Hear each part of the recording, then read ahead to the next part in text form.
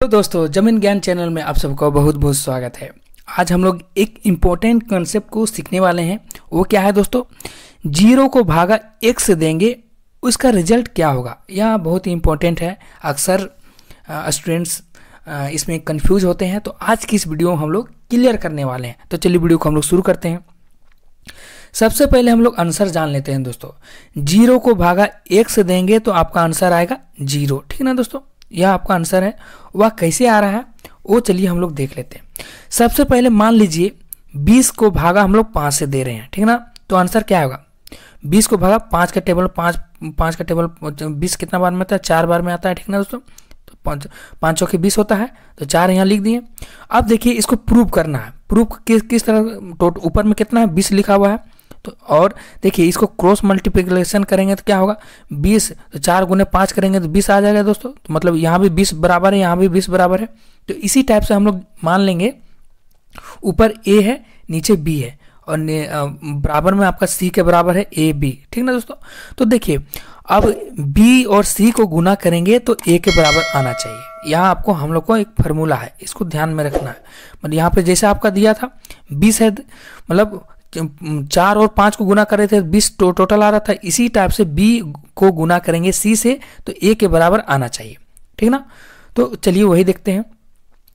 तो हम लोग क्या कर रहे हैं दोस्तों? जीरो को भागा 1 से दे रहे हैं, क्या रिजल्ट आएगा, ठीक ना?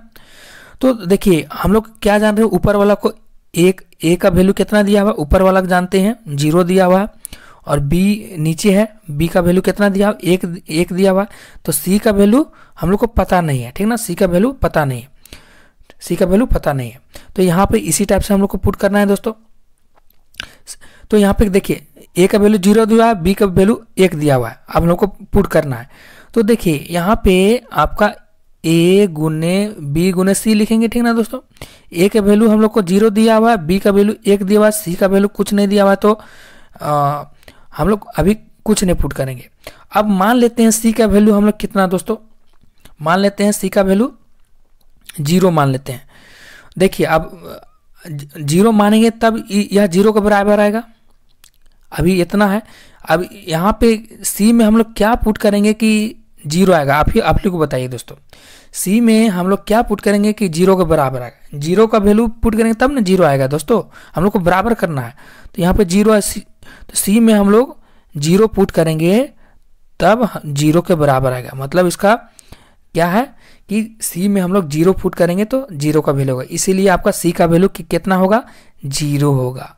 सी का वैल्यू आंसर यानी 0 होगा। तो यहाँ पे जो आंसर था 0 को भागा 1 और यहाँ पे 0, मतलब 0 पुट करेंगे तो आपका यहाँ पे 0 आंसर आएगा। तो ये आपका ए और बी हो गया और सी हो गया। तो इस टाइप से आपका ए का वैल्यू कितना हो गया? 0 हो गया, बी का वैल्यू क्या हो गया? 1 हो गया और सी का वैल्यू 0 हो गया। तो इस टाइप से आपका प्रूव हो रहा है। मतलब 0 को भागा 1 से देंगे तो आपका 0 होगा। तो ये मतलब 0 इसमें पुट करेंगे तो आपका आंसर आएगा, ठीक है ना दोस्तों? मतलब प्रूव हो रहा है। प्रूव देखिए 0 भागा मतलब इसका इक्वल आ रहा है इस टाइप से। तो यानी 0 को भाग देंगे 1 से तो आपका 0 आएगा। तो इस टाइप से आपका सॉल्व हो रहा है। सो ध्यान से देखिए दोस्तों और सीखने का कोशिश कीजिए। सो आज के लिए बस इतना ही, फिर मिलते हैं अनदर वीडियो में। सो जय हिंद दोस्तों।